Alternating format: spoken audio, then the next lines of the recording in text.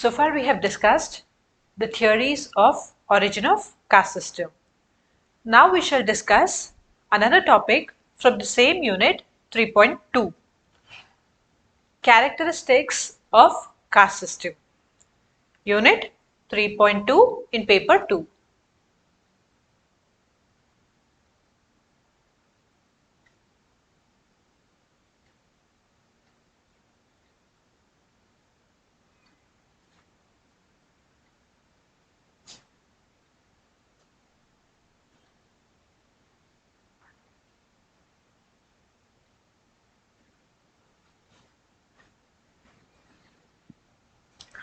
Characteristics of caste system, unit 3.2 of paper 2 anthropology. What are the characteristics? We discussed so much about the theories of origin of caste. So the traditional ideological theory, the functional theory, the guild theory, the mana theory, and so on. So the various theories of which were proposed by various philosophers and scholars who believe that these might be the possible reasons, or this might have been how the caste system originated. So now we shall discuss what exactly are the characteristics of caste system. Okay.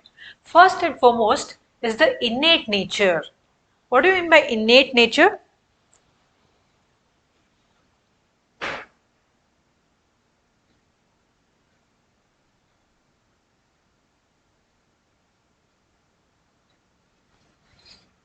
Innate nature. So we know how do we get our caste? By birth, isn't it? So whatever caste your parents belong to, by birth you automatically, by default, you get that caste, isn't it? So that is the innate nature of caste. So irrespective of which you do not get to choose your caste, isn't it? So there are very few things which we do not get to choose. One is our parents, second one is our caste, and the third one is our name. So even name also we have the option of changing it later, when we grow up, if we feel that whatever the name that our parents gave us, that is very old fashioned, or, it does not make us happy, we can still go to a registrar, and there is a procedure for that. So you can get your name changed. But your parents cannot be changed, right? Your caste cannot be changed. Of course, so, caste again. Recently, some 2 3 days back, I read this news on social media that there is one girl in Tamil Nadu, I guess. She fought for nearly 8 years or something, and finally, the Supreme Court has declared her that she is a religion-less person. That is, she does not belong. See, how do we get a religion? By birth, right? So whichever religion our parents are into, we automatically get that religion.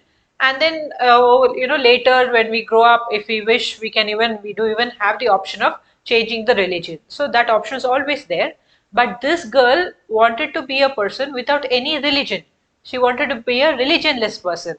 And so I don't know how she managed to file the case for that and what not happened, but finally she was successful. After some 7 or 8 years, she finally managed to become the first religionless person in our independent country. So like this, caste also comes with our birth. So along with this, just by being born to the family, just being born to our parents, whatever caste they belong to, by default that becomes our caste, isn't it? So that is what we mean by innate nature. That is, we do not get to choose our caste. Whatever caste our parents have, by being born to them, we automatically get that caste, right? Next comes endogamy.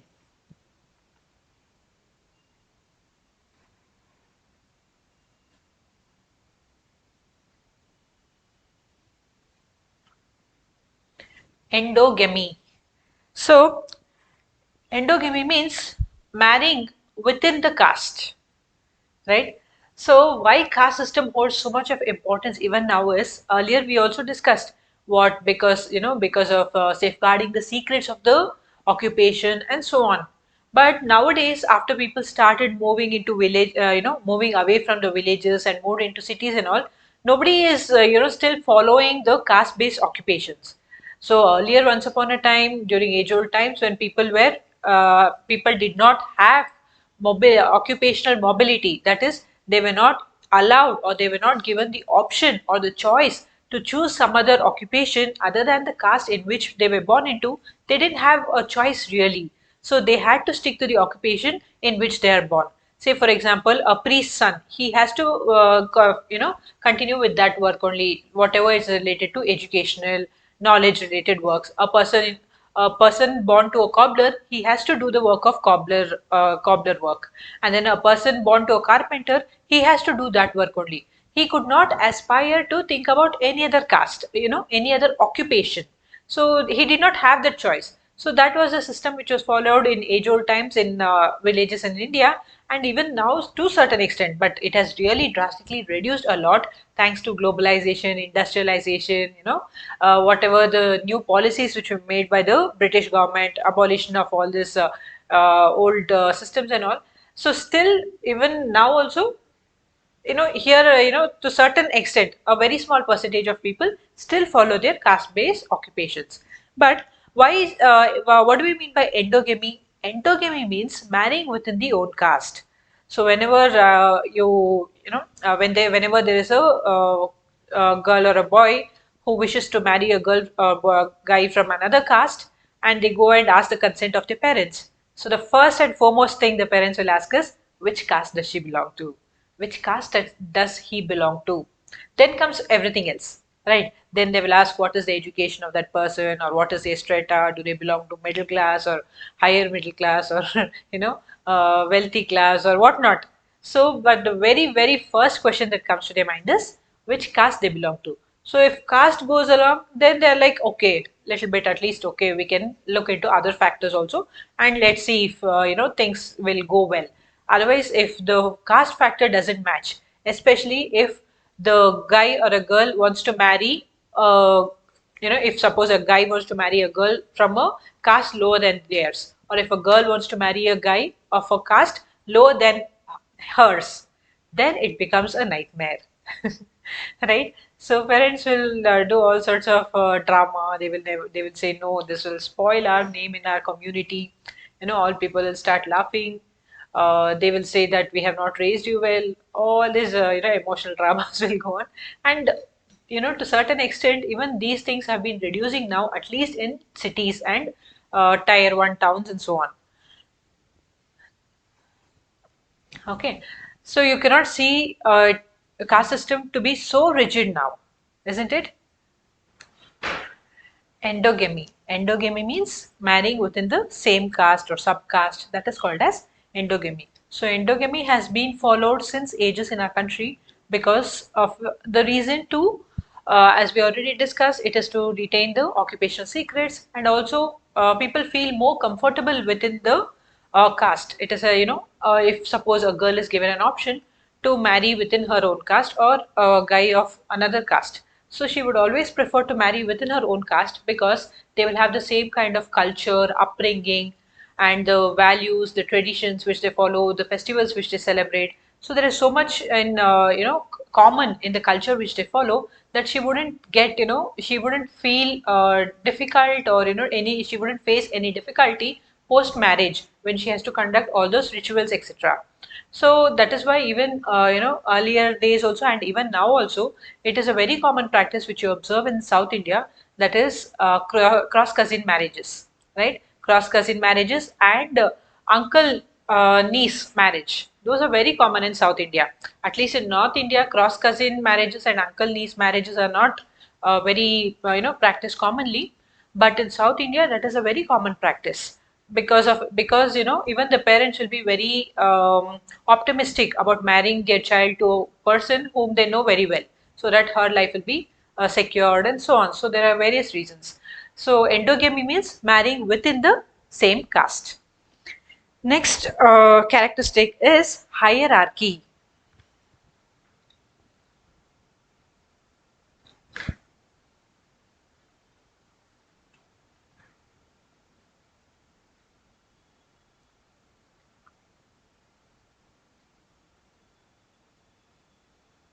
Hierarchy. So what do we mean by hierarchy? We place different castes in different positions, isn't it? Though we have, the Varna system which places Brahmins at the top and the Shudras at the bottommost of the ladder, in between we have so many castes, and we cannot divide all the castes in our country into just four broad divisions of Brahmin, Kshatriya, Vaishya, and Shudra. We have so many n number of castes in our country, but you cannot give a ranking for these castes, isn't it? You cannot say this caste is rank number 1, this comes under rank number 2, this comes under rank number 30. You cannot do that, right? But we have a common pedestal. We say that these are the higher castes in comparison to another caste, right? So these are the lower caste in comparison to the other caste. This is what we mean by hierarchy. So always whenever there is an intercaste marriage, this comes to picture.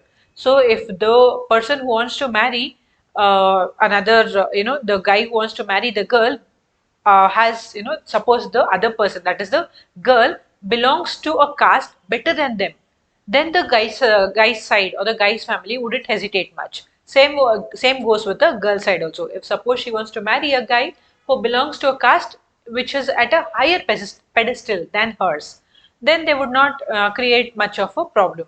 So we have, how do we rank these castes into different? We cannot give the ranking of 1, 2, 3 up to 30, 40, 50, 60 like that. It's just that we always have this hierarchy based on comparison. That is, this caste is higher in comparison to this caste is lower in comparison to this. Okay, again, you cannot find this caste hierarchy the same throughout the country. It again varies from region to region. In some states or some villages or some regions, you can find Brahmins hold the topmost position, whereas that is not always the case in all the places. In some places, you can find that Brahmins work as servants in the other dominant caste people's homes, right? So in some places, there will be other castes which are dominant. There, the Brahmins will be working as their cooks, or their, as they will be serving the people of the higher caste. So it is not that always the Brahmins occupy the topmost hierarchy everywhere. Yeah, they definitely have a, they are considered as a superior caste in comparison to the others, and the Shudras are considered as the bottommost of the ladder. But however, you cannot find that always, a particular caste which occupies a superior position in one region or one state does not necessarily have to occupy the same superior position in another state or another region as well. Okay, we shall be discussing more about this when we discuss dominant caste. So why is it so that few castes are, even though they are topmost or the superior caste, they do not have the topmost or superiority status in that region. So what determines the whether a caste is dominant or it is not dominant? So these things we shall discuss in dominant caste. So hierarchy means there is a um, um, there is a that is, in comparison to another caste, we place different castes on different pedestals to understand which castes are superior and which castes are inferior. And though Varna is fixed throughout the country, as I already told you, Brahmins occupy the topmost position, and Shudras occupy the lowermost position of the caste ladder. But this is a Varna classification, and it is not the Jati classification. And in between that, we have so many castes which are, changed, which can be placed at different positions depending on the region. Okay. Next, but you can always, again, just like as I told you for Brahmins, even for the Shudras, you can find that no matter whichever part of the country, they will always occupy the lowermost rung of the society. Okay. Next comes commensality. Hope you are following. Commensality.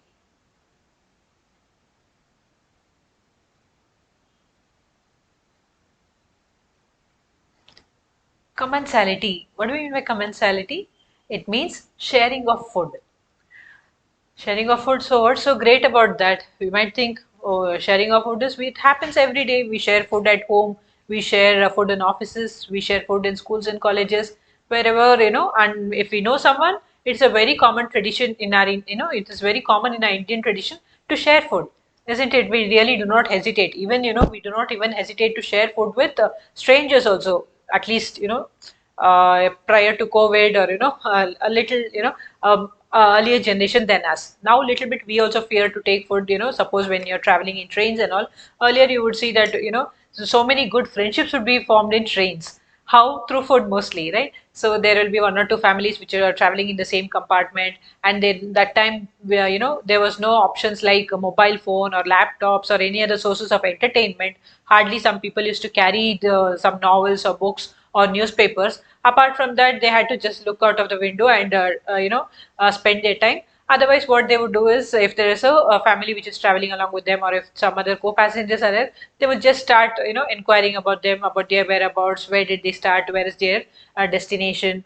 Like that, it just begins, and we go on to extra, to the extent of discussing so much, right? From politics up to movies, art, culture, everything under the sun will be discussed.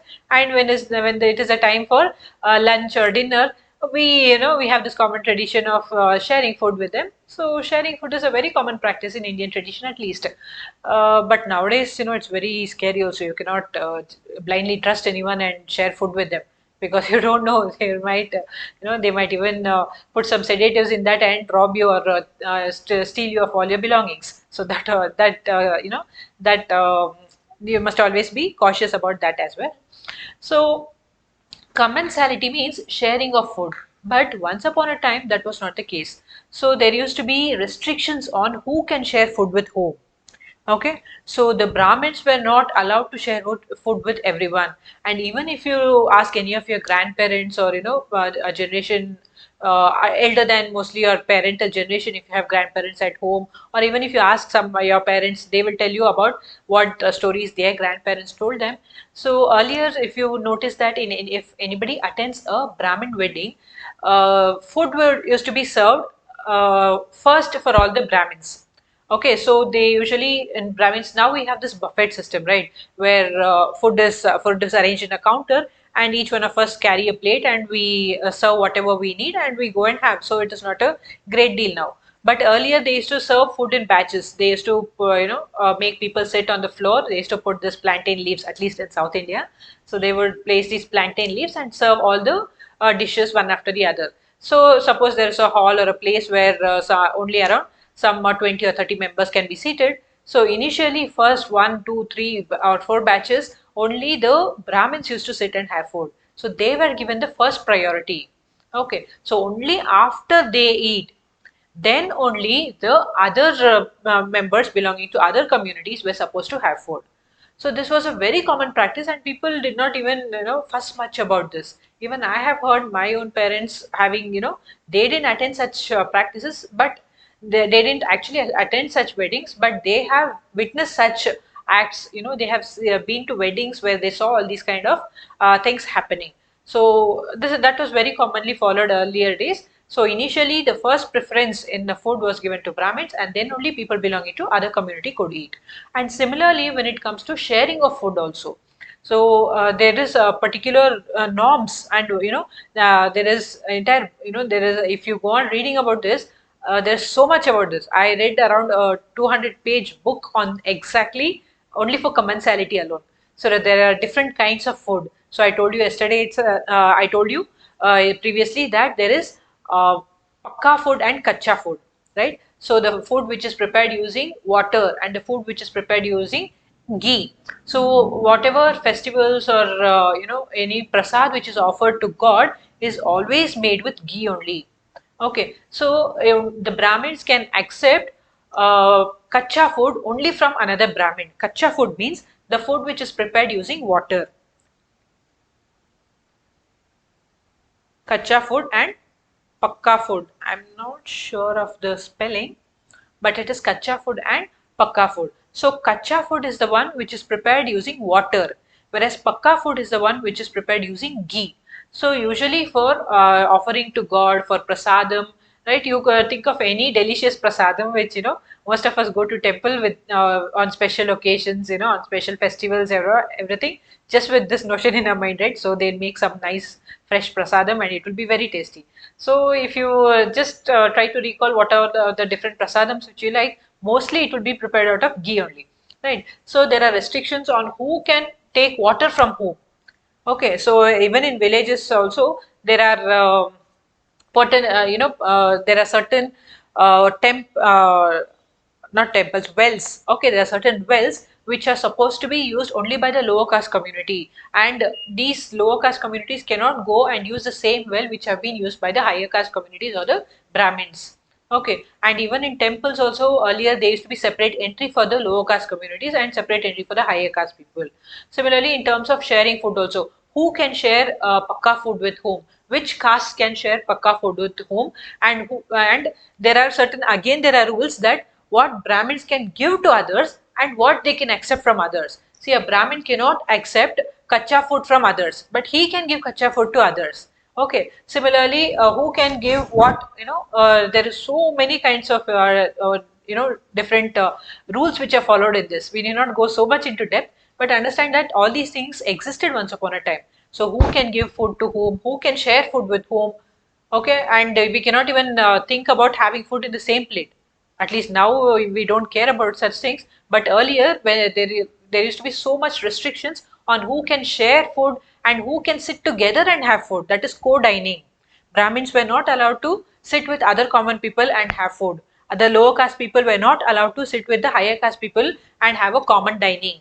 So that is why even in festivals or any religious occasions or even marriages, only the higher caste people were given separate dining, separate dining arrangements. So first they will be the it will be the Brahmins who are, suppose there are three batches or four batches. The first two batches will be completely occupied by the Brahmin. So once after all the Brahmin people or the higher caste people have finished their dining and having food, only then food will be served in the next few batches to the people belonging to the other communities.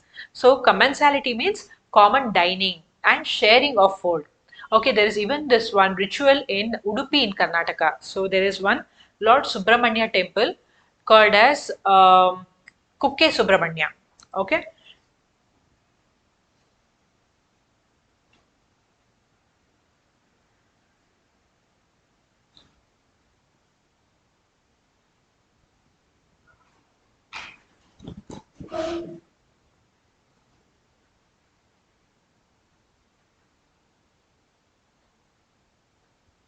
So there is this temple called as Kukke Subramanya.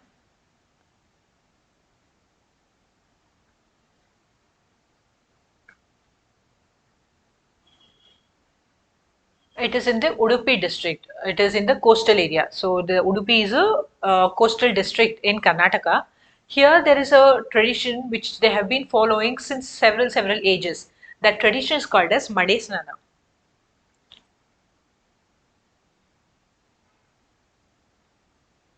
Okay.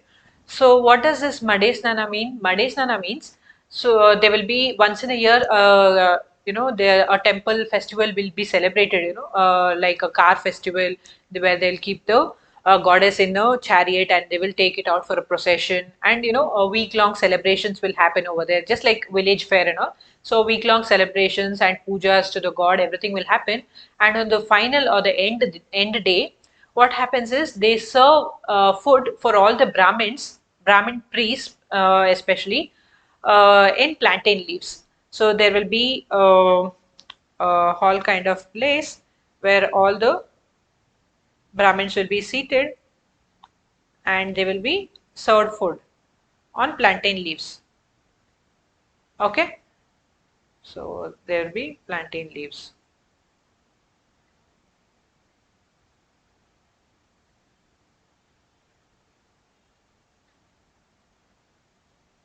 Okay, so they will sit on the ground. They will plantain leaves will be placed in front of them, and they will be served a very exotic meal consisting of traditional items in South India, especially including sweet, rice, palya, everything fine.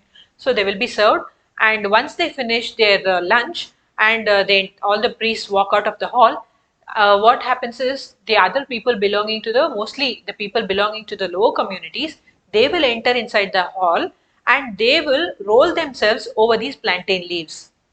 Okay, so there is a belief that the saliva of these priestly people contains some goodness, and if these people roll over the leaves in which these priests have eaten food, then their skin ailments will get cured.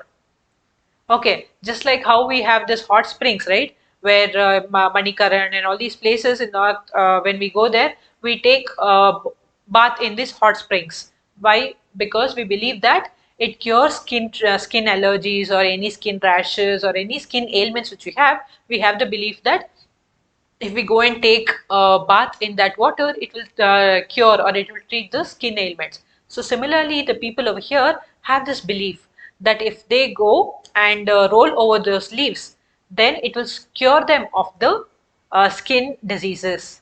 So this is a very common practice, and you might be surprised that probably these things were followed long back and it no more exists. No, even in present day also, once in a year this festival happens in that temple, and then every year still this ritual is followed.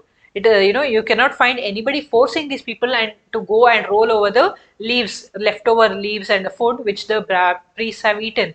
But these people themselves voluntarily, they have this belief that they, something good will happen to them, their skin ailments will get uh, skin ailments will get they can get rid of their skin ailments, and that is why they go to those places every year and they roll over that. I'll try to show you a picture of that.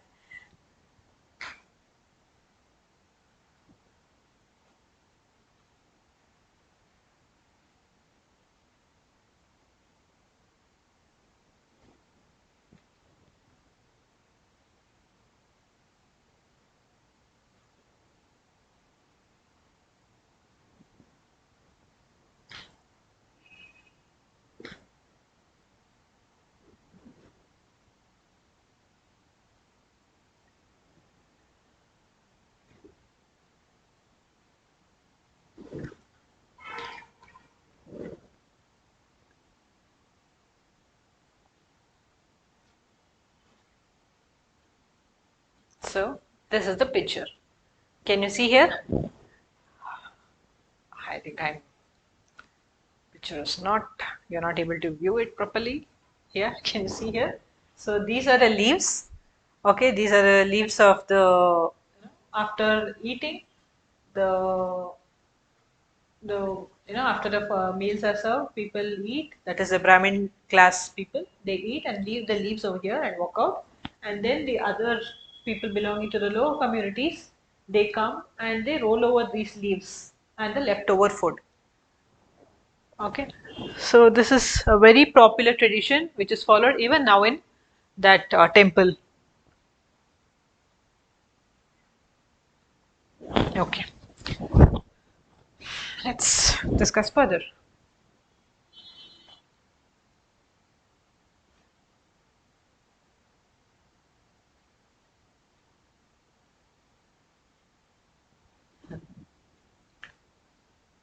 That is Koke Subramanya temple in Udupi. Okay, so he understood what is the meaning of commensality. Commensality means common dining and sharing of food. So which castes are permitted to share food with whom, and which castes are permitted to sit together and have food. That is what we mean by commensality. Next comes occupational restrictions.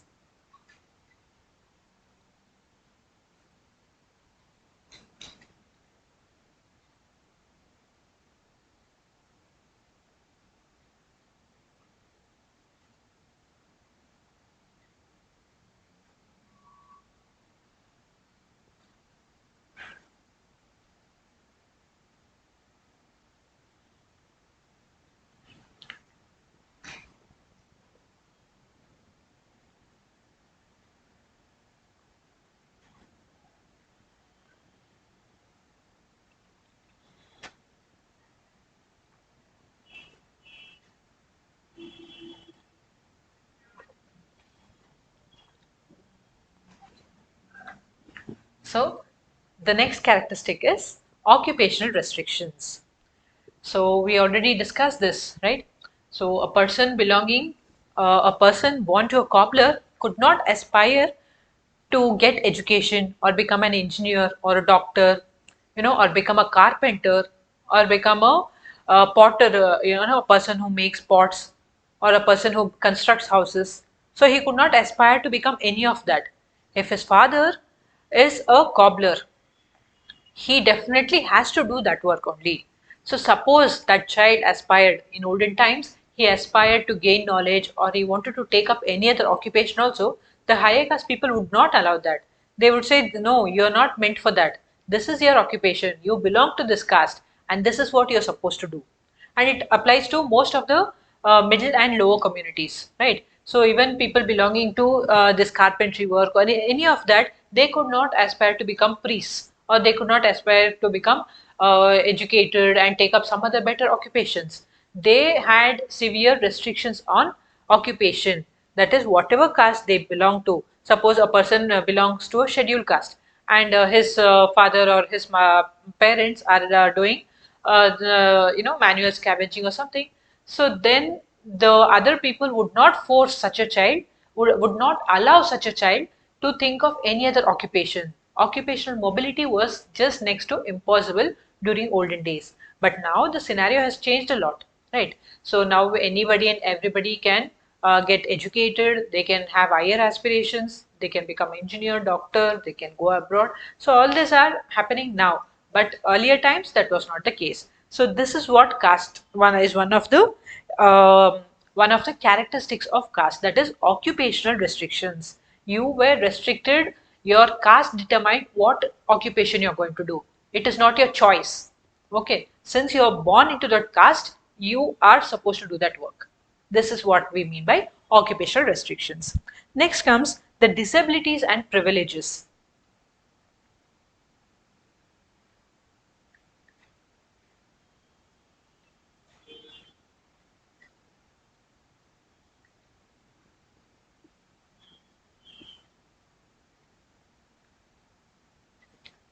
First, let us discuss the privileges, right? So, people born into higher caste or people caste belonging to higher, which have a higher or which are considered as superior caste, they always have a pride, right? They have a pride that I belong to so and so caste. They have a sense of happiness. They have a sense of pride. They always try to flaunt it.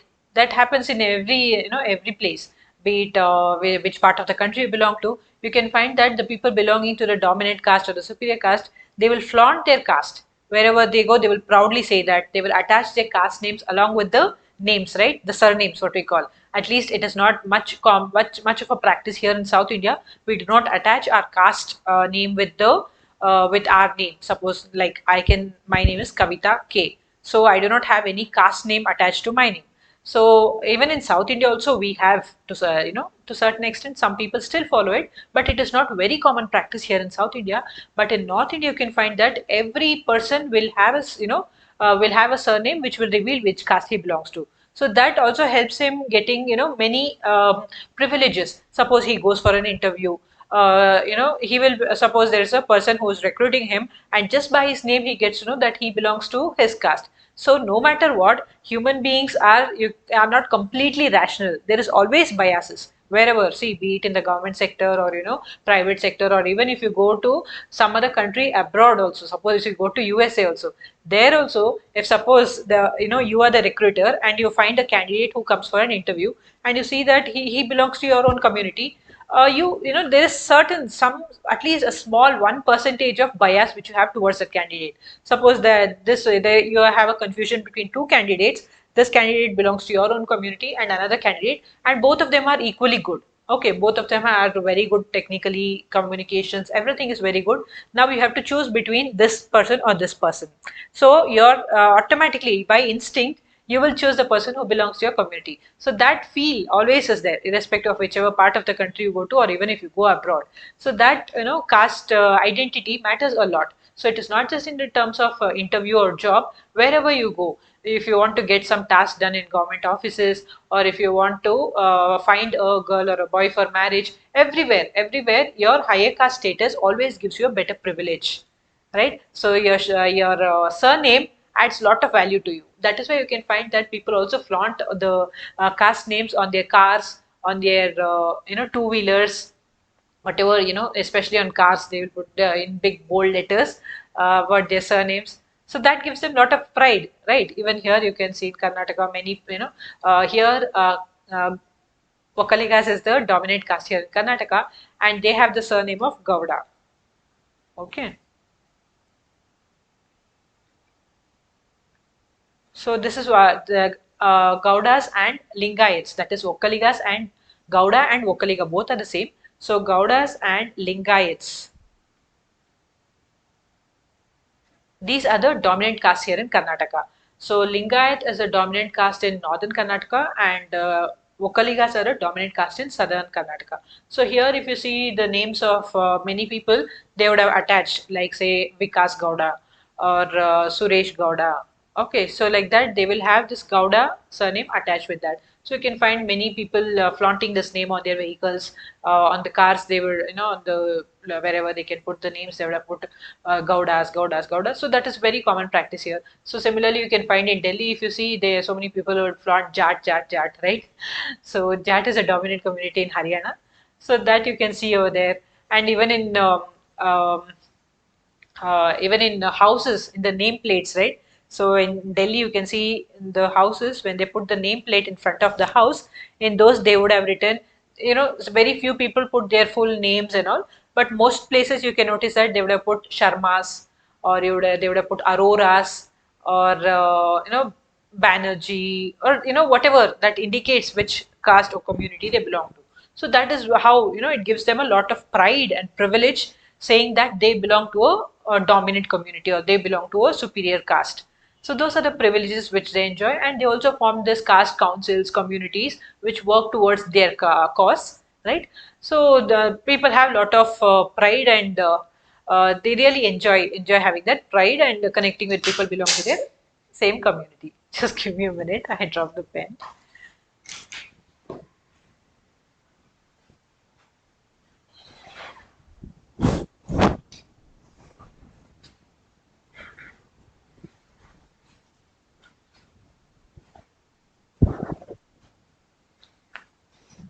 Okay, so these are the privileges mostly enjoyed by the higher caste communities. But what about the lower caste communities? They mostly suffer disabilities only, right? So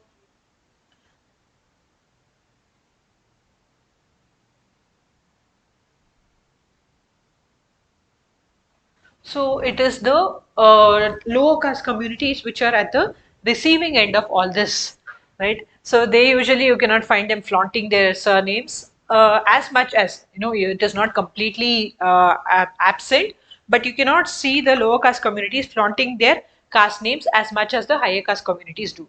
So these lower caste communities are mostly at the receiving end. So they are treated, they receive a lot number of hostilities and disabilities because of the caste which they belong to. You can find that wherever, whichever, if they are in a school, they get admitted in school or colleges based on reservation and all.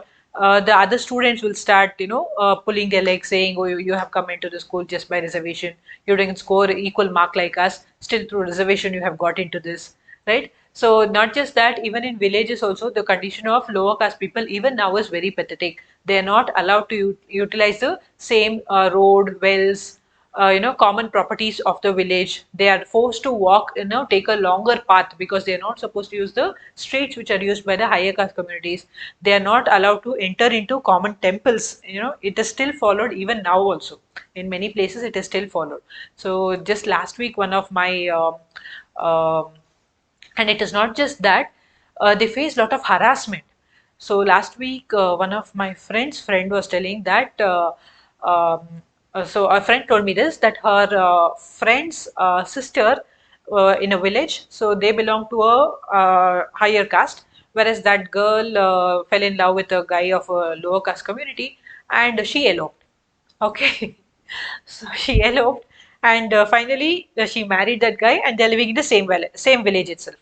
So what happened now is everybody is making fun of the parents of that girl, saying, "You people belong to higher caste. See your daughter eloped with a guy belonging to lower caste," and they are trying to outcast these people in the village, saying, "You no more belong to our community. You have brought a black mark to our community." henceforth we will not invite you for any of our any of our functions like marriage or any other good or bad events. We will not invite you. You're not part of our community anymore. And they just taunt them, they make fun of them, they laugh at them. Why is all this happening? If suppose that girl had married a guy who belonged to her equal caste or a better caste, this wouldn't have been the case, right? Because she married a guy belonging to a lower community than hers, people are making the life of her parents hell in that village. Okay, so it was very sad to hear this, but ultimately, even now, Indian villages are, at least not all villages, but a few villages are still in a very bad condition. And society and caste and all these things matter more than the happiness of the people. So what society will tell, चार लोग क्या कहेंगे, right? So you must have heard many times, even in your families, your parents or grandparents will be telling, चार लोग क्या कहेंगे, what will for people speak about us in society, we will lose our what will people speak, what does people speak. Now who are I'm sometimes even I ask, who are those four people? Just bring them here, I will convince them. Okay, so it is always, our elder generations are always concerned about those char log. They are not really concerned about us. They are concerned about those char log, and they even don't have any idea who those char log are, right? We have a lot of comedy, stand-up comedies also on this if you check on YouTube. Fine. So there are a lot of disabilities which the lower caste people suffer because they belong to the lowermost rung of the society. They are not given equal opportunities. They do not have they do not have occupational mobility. That is, they cannot aspire to take up any other occupations other than the caste into which they are born. They are not, very simple things like they cannot even dress up well. Okay, see, in cities we cannot see such things at all. But in villages, a person belonging to a lower community cannot dress up better than a person belonging to higher caste. And when the zamindar or the village head who mostly belong to the higher caste, when they come, they have to bow in front of them. They cannot stand straight with their head held high like this, no matter what they would have achieved, right? So it has happened. I have read many incidents like this in newspapers. So some of the children belonging to lower communities, they go out of the village, they gain education, they become engineers or doctors or some other PhD, whatever education. They even go abroad, they achieve so many things, and even when they go back to the village, they are not respected for all their achievements. That is, whatever their education or whatever, for the qualifications or whatever position they have reached, they are not at all respected for that, what they have achieved in their life. Instead, their people will still mock at them, saying, you belong to this community, this is how you have to behave, you cannot come and stand in front of us with your head held high like this. So that even now it is happening in many places. Even some 1 or 2 years back, I read this incident in Hindu newspaper. So there was in Karnataka Panchayat, during Panchayat meetings. Yeah, no, no, we all know there is reservation in Panchayat, right? Be it in gram, like right from all the three tiers of the panchayats, we have reservation for women, we have reservation for SC and ST communities also. So where there was one lady belonging to SC or ST, I'm not sure, SC or ST community, and she had become the leader. And when there was a panchayat meeting that was held, all the other people were seated on chairs with tables in front of them, whereas this lady, who won from the reservation background, that is, she belonged to SC or ST, she was made to sit on the floor and she was attending the meeting. So why? Right. So she has fought so much, and she has taken part in the panchayat election, and she has won. Okay. So even there, her position is not respected. Now she is a leader. She's a panchayat leader. That position is not respected. She's not being respected for that position. Instead, she's being treated in a different way. She's being discriminated just because of the caste which she belongs to. So if this can happen in public offices, okay, imagine what can happen in other places, right? So it is the lower caste communities which have faced a lot of disabilities, whereas the higher caste communities usually have privileges. So once it so happened that when I was discussing this in one batch, one girl belonging to Brahmin community, she said, why always you speak about Brahmin? You know how much I have faced because of being a Brahmin. Many people say, see, you only harassed other people. It is your ancestors who mistreated other people belonging to lower communities, and they taunt me, and they make my life very difficult because of that. So what can I do just because my ancestors did it. I do not discriminate between any caste. So there are very rare cases like this also, but it is mostly the higher caste communities which enjoy the privileges, and it is the lower caste communities which are at the receiving end. That is, they suffer a lot of disabilities because of the caste system. Next comes caste councils.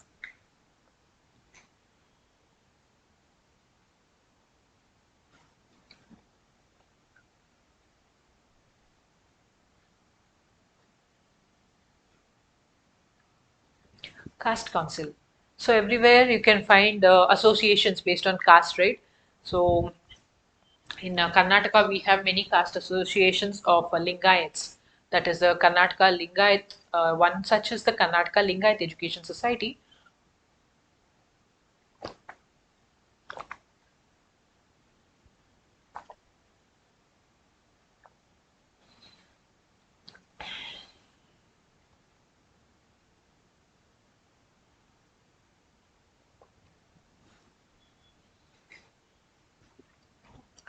In Karnataka, we have the Karnataka Lingayat Education Society.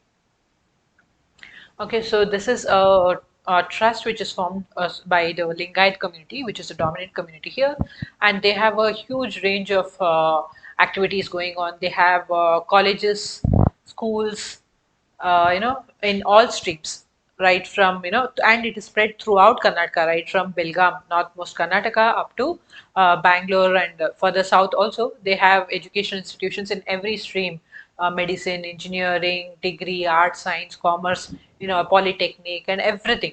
So like this, you can find caste associations in your regions also, whichever state or whichever region you belong to.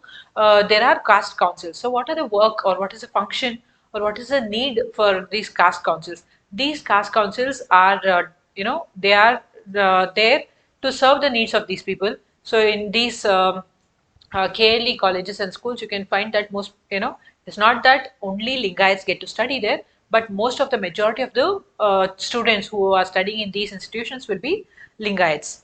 Okay. So similarly, you can find caste associations. They will be, that is a union. It is a council which will strive for the betterment of your community, and it strives. Suppose there is some needs that you have to fight with the government for. You need some benefits from the government. So it is these councils who take up those activities, and they are the representatives of the community everywhere. So there you can find various like this caste councils, right, in whichever part of the country you are. Okay. And it is also these caste councils which not just do this positive, take up this positive role. They are also the ones who bring about discipline within the community, right? So even sometimes when when you suppose your parents also agree for love marriage, they will always fear these caste councils. They'll say that okay, the caste councils will outcast us. They will not treat us with respect or dignity, right? So caste councils are also there to safeguard the interests of the caste, of the members of the caste. They believe that the people belonging to that particular caste should marry within, it should be an endogamous unit. All of them should marry within their caste only, because otherwise they will lose their pride if their daughters or son marry into some other caste. Okay, so like this, they try to they try to compel obedience and discipline from the members belonging to that community. So that is the primary goal of this caste councils also, right? Okay. So these are the various characteristics of caste system.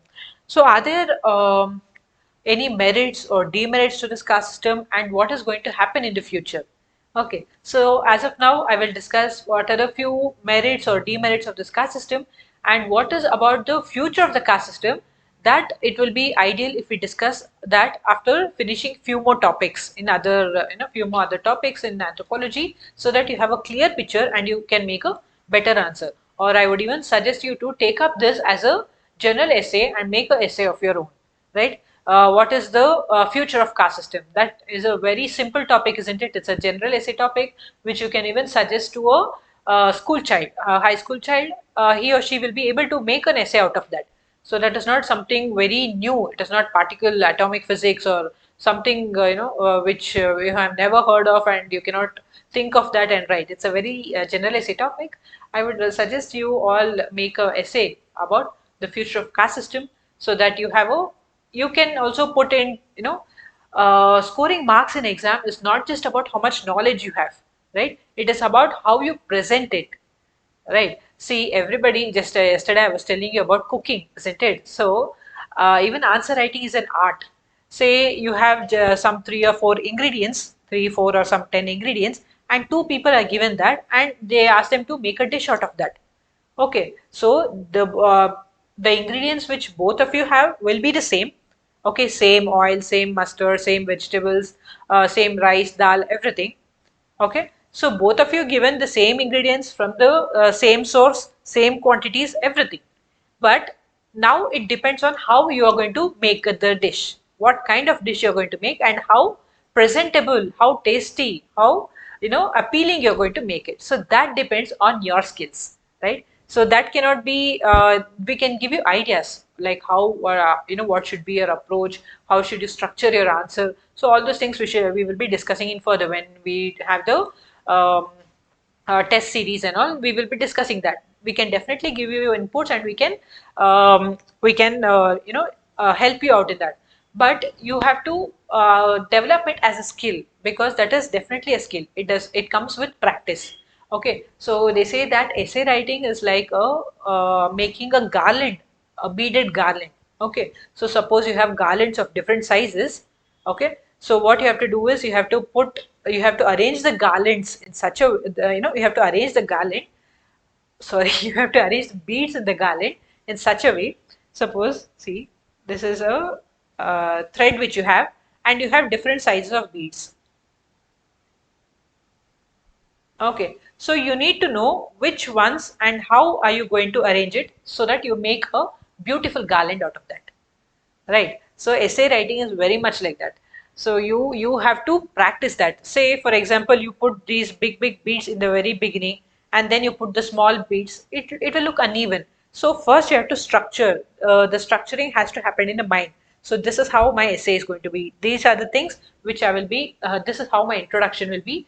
This is how the body will be, and this is how the conclusion will be. So what are the points which I will be writing in the introduction? So what are the points, what are the positives, what are the negatives, which I will be discussing in the main, in the main body of the essay. And then finally in the end, what are the examples, or what is my view on the topic? What do I feel? What are my opinions? So how am I going to present those in the conclusion? So all this you have to structure it. You have to make a rough chart of how you are going to make the structure the essay. And so even in when you write essay paper in your mains also, if the paper is for 3 hours, initially it is advisable that you take at least 20, minimum of 20 minutes to structure your essay, instead of just taking the paper and seeing which topic suits you the best and just take it and just go on writing. Essay is not like that. Okay, it's not just about dumping whatever knowledge you have into the paper. Okay, it's not just about knowledge, it's about how you present that knowledge, how you make it. Just like it's like how we read a novel, isn't it? We read so many novels. Well, if it is some haphazard, there's no connection, and if it is you're not able to follow, you're not able to get a flow, will you be even interested to read the novel for at least 10 pages? No, isn't it? So only when you have a proper introduction. So what the author does is initially he gives a background, where that setting is, which country, which place, and he tries to give a subtle knowledge about the characters, what age group they are, what they are doing. So like that, slowly, even in movies also you can watch this, right? So straight away you will not jump into the main movie. So very slowly it goes in the flow. So just think like you are a movie director, or you are a person who's writing a novel. So try to structure it such that a person who reads it should not get irritated at least.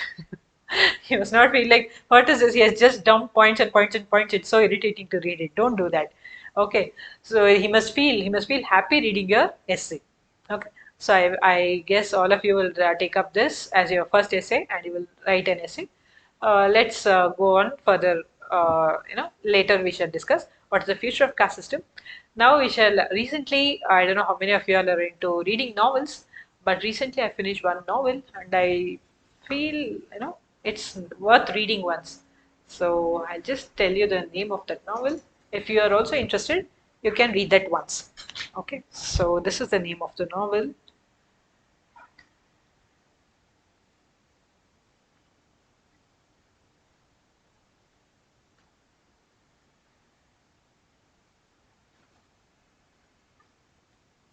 So this is by a person called as author is Adam Silvera. Okay, this is a very beautiful novel. Okay, so if you are really interested in reading novels, especially fictional novels, then I'm sure you will enjoy this, and it's worth reading at least once. So this novel is especially for people who need a reminder to say that okay, today is important. You need to be happy today. There are many people who keep thinking that okay, I'll be happy tomorrow, tomorrow, tomorrow, but this novel is a very good reminder which says that every day, every single minute, every single hour is important. So be happy. Okay, so there I read another novel also from the same author. That is Better Happy Than Not. This is also from the same author, but somehow this novel, Better Happy Than Not, did not impress me to such an extent like this one, this first one. So I would suggest if you are interested in reading novels, you can just read this one. It's worth reading. Okay. Now we shall discuss few merits and demerits of the caste system, and then at a later point of time we shall discuss what will be the future of the caste system.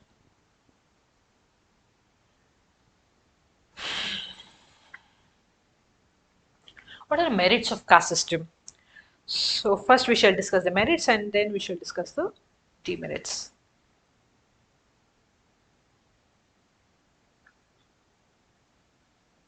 Okay.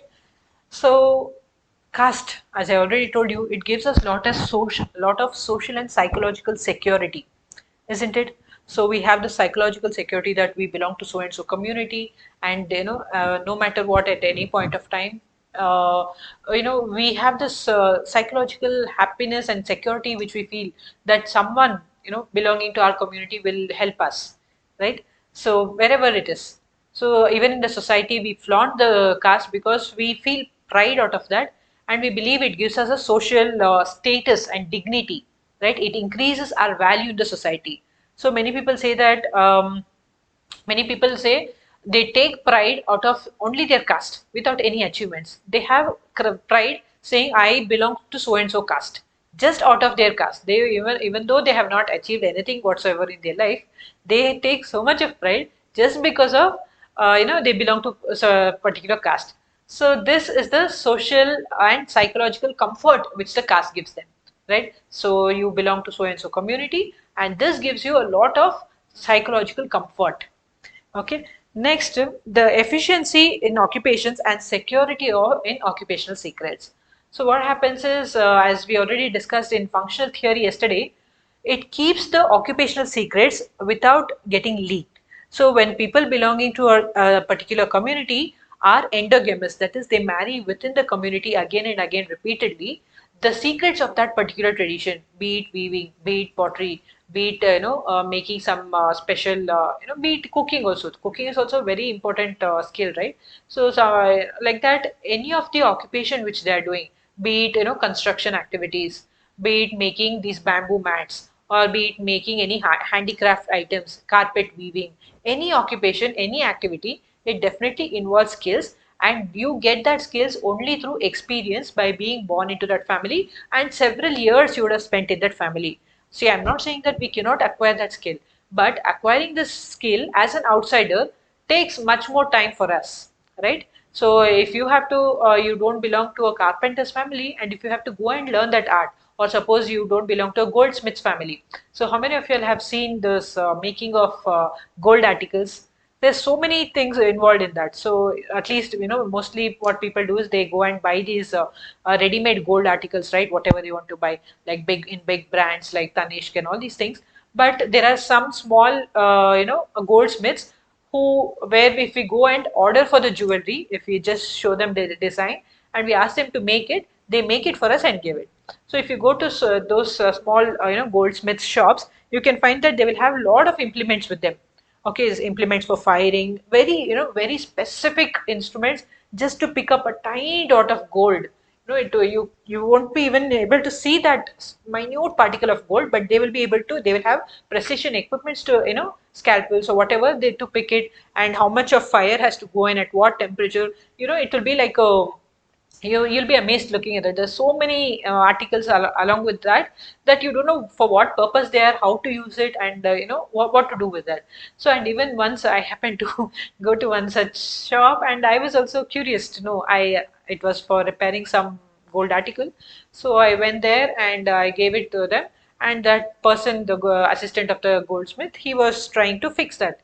So I just out of curiosity asked him, what is this for? What is that for? And how do you, what is the angle in which you put the fire, and what will be the temperature of this fire and all?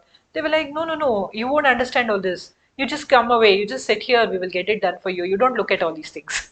Okay. So nobody will give out their occupational secrets. So this caste system, it is favoring in that. It is one of the merit of caste system is the occupational secrets are not lost.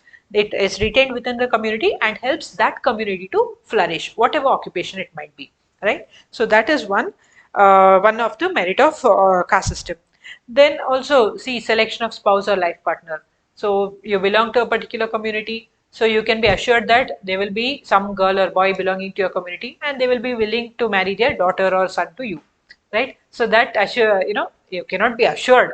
Okay, for that again you have to strive, you have to study, you have to reach a good position, you have to become a businessman or businesswoman, or get into a good job. Various other factors are there apart from caste. Okay, but even now also, if you see in Indian marriages, the first and foremost thing which they consider is caste, right? So no matter if, even before they consider your education or anything else, whatever your achievements are, first thing they consider is, when suppose there is a guy at home for whom they're going to look for a bride for marriage, a girl for marriage, right? So first and foremost criteria will be that the girl should, whom they are searching for to marry for their son, that girl should belong to the same community as the boy, right? So, or if they are searching for a girl, they are going to search a groom. The first criteria will be they will look for that community only, and within that community comes the all other criteria which you are looking for, be it in in terms of education, or in terms of status, or in terms of looks, or whatever your criteria, or whatever check boxes you have, that he or she should be like this, your height, your weight, and whatnot factors are there, right? Especially Indian arranged marriages are, it's a nightmare.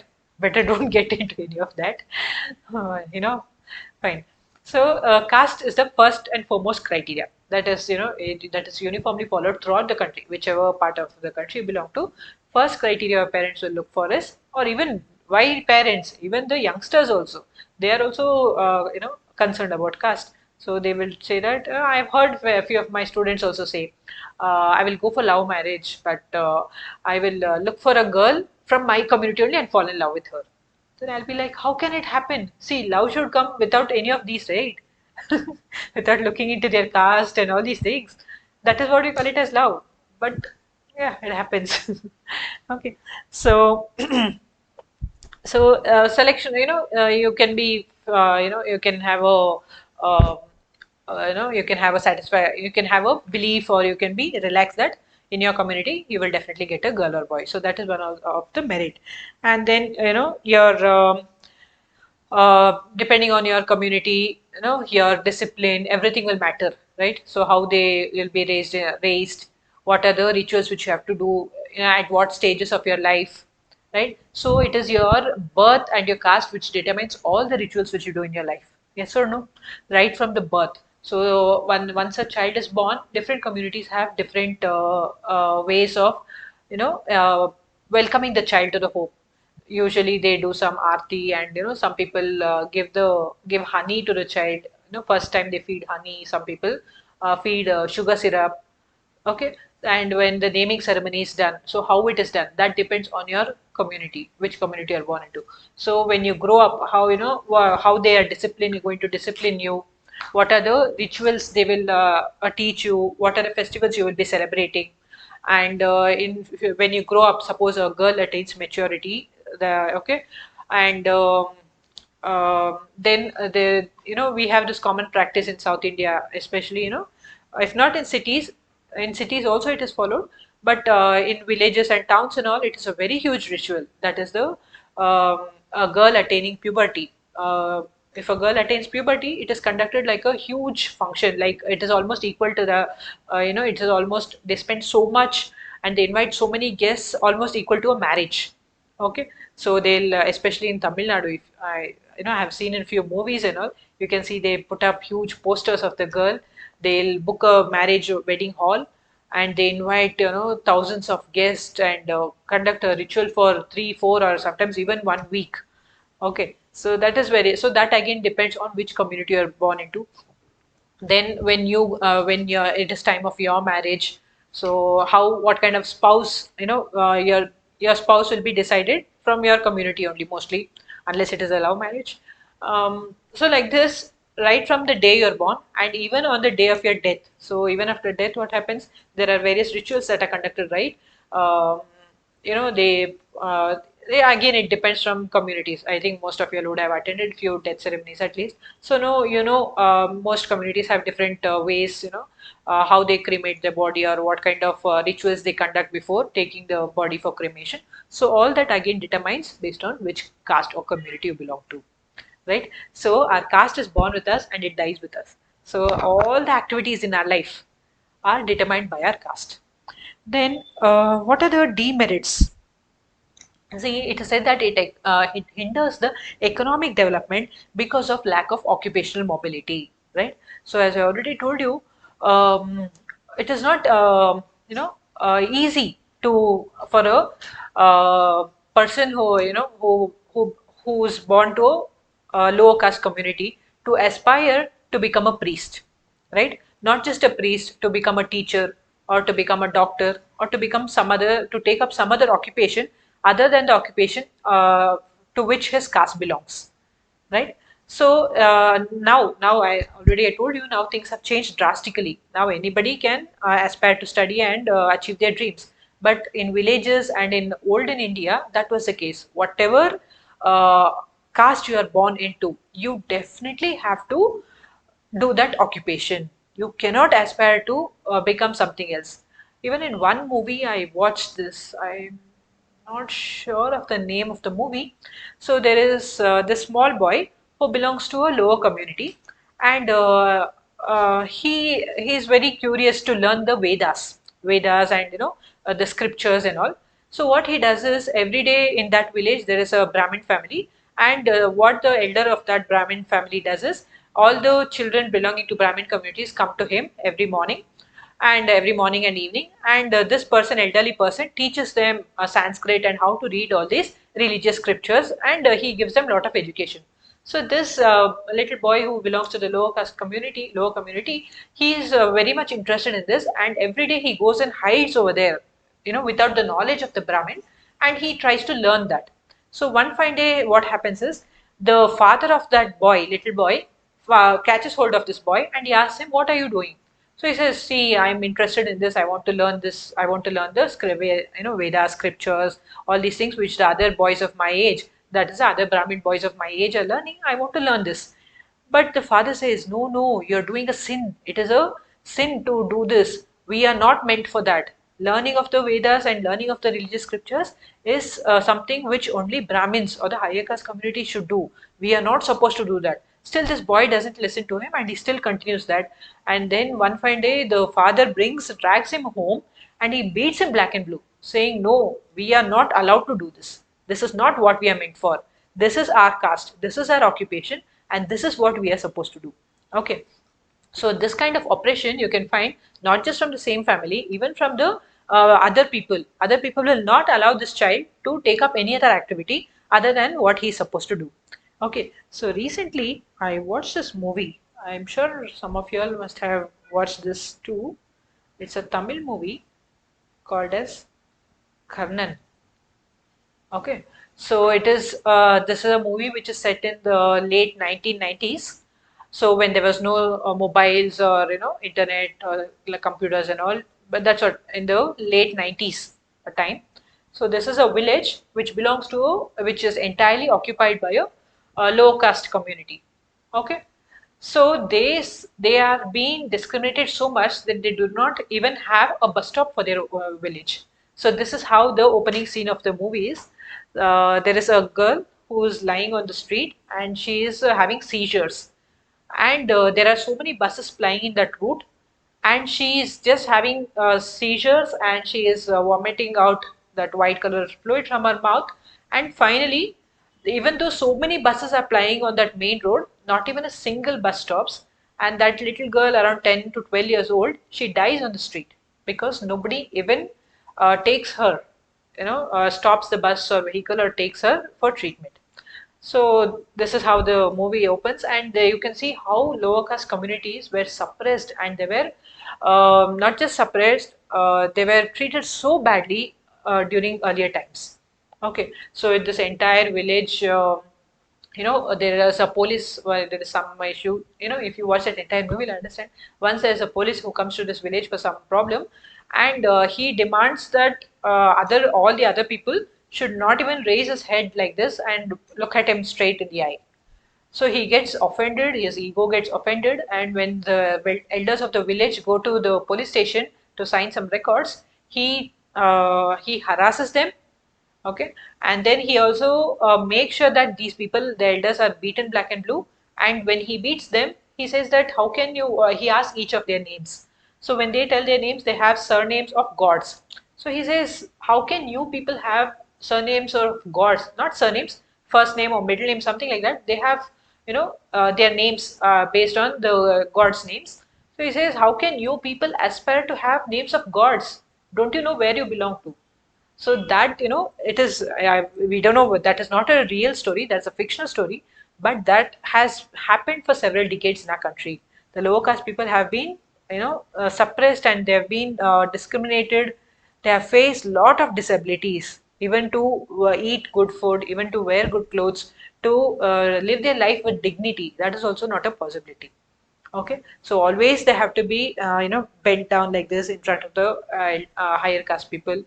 So even there are many of these Telugu movies, right, where they show how the zamindari system worked and all. Even in those movies, you can watch this. Okay. Next, then there is a lot of exploitation and oppression of the lower caste, and because of this oppressive system only, most of the lower caste communities escaped from Hinduism and took over to Jainism and Buddhism. They could not go through this oppression anymore. They were fed up of this system where they were treated very low, they were oppressed, they were discriminated always. No matter what, they did not get dignity in their lives. So this is when Mahavir Jaina and Buddha preached Jainism and Buddhism respectively. They found that as an escape route, and that is why they moved towards other religion to escape from this hierarchy in caste system in Hinduism. Okay, and then because of this only, lot number of conversions are also happening, right? They want to get rid of this atrocities which they face in this hierarchical system, and they try to get, they believe that if they move to another religion, then they will get better standard of life, better dignity, and that is why they are moving into um, other conversions, converting to other religions. And untouchability, let's not even speak about that. All of us know what is untouchability, how rude it has been, and how it is still happening even now. Even now, we might live in cities and we might not be observing this so much, but even now you visit any of the villages, and once somebody was telling me that in their village, it is the lower caste community people who work as laborers in the farms, right? So the landed class, that is the higher caste, will be the land owning community. Land owning community will have all the rights. They will own the land, majority of the land in the villages. But the working class will be majorly from the lower caste communities. So when these people go there as laborers and toil for the entire day in their fields, and when they are thirsty, and if they want water, if they come to these people's homes, they are not allowed to enter into their house. Neither are they given water in the same pot or same utensils which the landlords use. Instead, they will be asked to stay outside the house, and the landlady, the landlord, whoever, the lady of the house will go out with a pot of water and she will pour it. She will stand and she will pour it down, and it is these people who have to kneel down on the ground. They have to hold their, their hand like this, and they have to drink the water. To that extent, untouchability is still happening even in our country. Okay, in our country, not even in our country, in our country predominantly, even now it is happening. Even now, such practices are happening. Okay, fine. Um, you must have seen this movie, Telugu movie. It's called. I'll tell you in another class. So there you can very clearly see how this untouchability is practiced. Then obviously, see, because of this caste and all, there's a lot of divisions which is happening. That is again detrimental for the unity of the country, and it also divides the people into various segments. So this is a very simple general essay topic. So what is caste system? What are the merits of caste system? Who are the people benefiting from that? What are the demerits? What are the disabilities which the lower caste communities, especially the scheduled caste and the scheduled tribes, have been facing? So all this you can write, and you can even suggest, what are the remedial measures which have been taken, like all the reservation in employment, reservation in education, and all, and how it is not just about reservation. It has more to do with the society. How you can bring about a change in the society just by giving reservation. Cannot change everything, right? So there has to be change in the thinking of the people. So like that, you can give your own suggestions and you can conclude your answer. The next topic will be dominant caste, judgment system, etc., which we shall be discussing in the next lecture. With this, we shall end today's lecture. Take care. Bye.